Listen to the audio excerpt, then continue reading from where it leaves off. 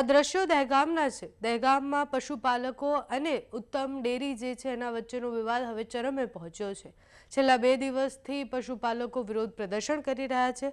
પશુપાલકોએ ગાંધીનગર વિધાનસભા ઘેરાવાની ચીમકી આપી હતી। આજે જ્યારે પશુપાલકો અને યુવરાજસિંહ ગાંધીનગર તરફ કૂચ કરી એ લોકોએ ત્યારે પોલીસ પ્રશાસન એકદમ એલર્ટ થઈ અને બધી જ જગ્યાએ પોલીસ ત્યાં મૂકી દેવામાં આવી હતી। યુવરાજસિંહની અટકાયત પણ કરી દેવામાં આવી છે। જેમ જ વિરોધ પ્રદર્શનની શરૂઆત થઈ ત્યાં પોલીસ અને પશુપાલકો વચ્ચે ઘર્ષણના દ્રશ્ય સર્જાયા।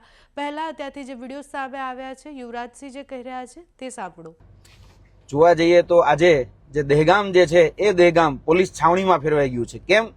કારણ કે દહેગામના નિર્દોષ જે પશુપાલકો છે, નિર્દોષ જે ખેડૂતો છે, એ ખેડૂતો આજે પોતાની વાત રજૂ કરવા માટે વિધાનસભા સુધી જઈ રહ્યા હતા, જેનું આપણે લોકશાહીનું પાવન મંદિર કહીએ છીએ।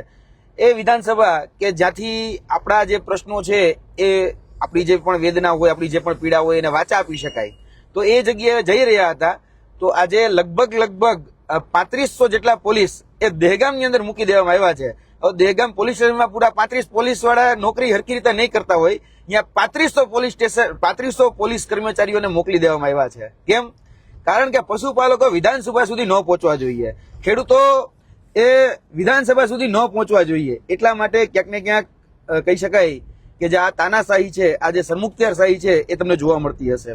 આજે દહેગામની અંદર એક વ્યક્તિ જે છે જે ધારે અને એ ગમે એને લાચાર કરી શકે એ ઈરાદા સાથે અને પોલીસ પણ એના ઈરાદા સાથે ક્યાંક ને ક્યાંક આજે જે ગરીબ ખેડૂતો છે, ગરીબ વંચિતો શોષિતો છે એ લોકોને આજે હેરાન પરેશાન કરી રહી છે। આપણે દહેગામમાં જ છીએ। આજે જોવા જઈએ તો મારા ઘરની બહાર પણ લગભગ 40 થી 45 જેટલા પોલીસ જવાનોને ખડકી દેવામાં આવ્યા હતા। નહેરુ ચોકડી છે, બાયડ ચોકડી છે, દહેગામની અંદર તમામ જે આવવાના રસ્તાઓ છે, 5 અલગ અલગ જગ્યાઓથી મૂળ જે રસ્તાઓ જે છે એ રસ્તાઓમાંથી આજે રોકવામાં આવ્યા હતા બધા જ લોકોને। આજે સામાન્ય જે નાગરિકો છે, જે દહેગામ રહેવાસીઓ છે, એને પણ આજે ખૂબ હાલાકીનો સામનો કરવો પડ્યો છે। કેમ? કારણ કે આજે કોઈ પોતાના હક અધિકાર કે ન્યાયની વાત કરે તો એ ભારતીય જનતા પાર્ટીને ગમતું નથી અને ભારતીય જનતા પાર્ટીના ઈશારે એ આજે હેરાન કરવામાં આવી રહ્યા છે। અને હેરાન એ સામાન્ય ખેડૂતો હોય, પશુપાલકો હોય, એ બધાને કરવામાં આવી રહ્યા છે। આજે તમામ જગ્યાએ કહી શકાય કે બેરિકેડ છે એ લગાડી દેવામાં આવ્યા છે। આજે બધી જ જગ્યાએ આજે દહેગામમાં જોવા જાવ તો તમને એવું લાગે કે આ પોલીસ છાવણી હોય, બરાબર, અને એ પોલીસ છાવણી હોય એ રીતે આજે તમામ જે ગાડીઓ જે છે, આ કદાચ તમને દેખાતી હશે, આ ગાડીઓ જે છે પોલીસની એ ખડકી દેવામાં આવી છે।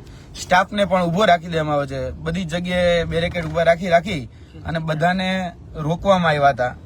આજે ક્યાંક ને ક્યાંક જે ખેડૂતો જે વાત કરી રહ્યા છે એ વાત એટલી જ છે કે ભાઈ અમારું દૂધ અમારો હક, અમારું દૂધ અમારે ક્યાં ઠેલાવવું એ નક્કી કરનાર અમે પશુપાલકો છીએ। તો આજે અમારું દૂધ એ ક્યાં ઠલવાય એના માટે જે સરમુખત્યારશાહી જે શાસકો જે સહકારી ક્ષેત્રના એ નક્કી કરશે। જોવા જઈએ તો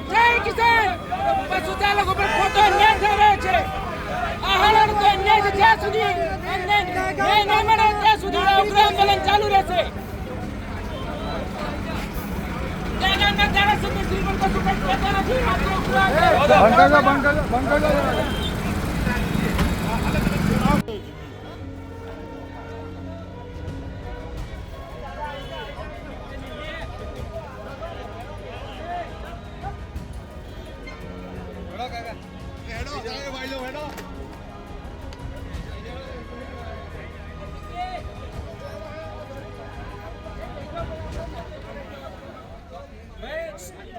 હવે આખી ઘટના શું હતી, વિવાદના મૂળની શરૂઆત ક્યાંથી થાય છે તો વિવાદના પાયામાં એ ભૌગોલિક સીમાંકન છે જેમાં દૂધના ભાવ અને એનો વિવાદ છે। દહેગામ તાલુકો અમદાવાદ જિલ્લામાંથી છૂટો પડી ગાંધીનગર જિલ્લામાં ભળ્યો હતો। જો કે દૂધ સહકારી મંડળીઓના નિયમ મુજબ દહેગામના ગામડાઓ હજુ પણ અમદાવાદ જિલ્લાના સહકારી દૂધ ઉત્પાદક સંઘ ઉત્તમ ડેરીના કાર્યક્ષેત્રમાં આવે છે। પશુપાલકોનો આક્ષેપ છે કે ઉત્તમ ડેરીમાં તેમને દૂધનો પૂરતો ભાવ મળતો નથી, જે બાદ 2 દિવસથી આ વિરોધ થઈ રહ્યા છે। હવે આ વિરોધ કઈ દિશા તરફ જાય છે જોવાનું રહ્યું। તમારું આ વિષય પર શું માનવું છે અમને કમેન્ટ્સમાં જણાવજો।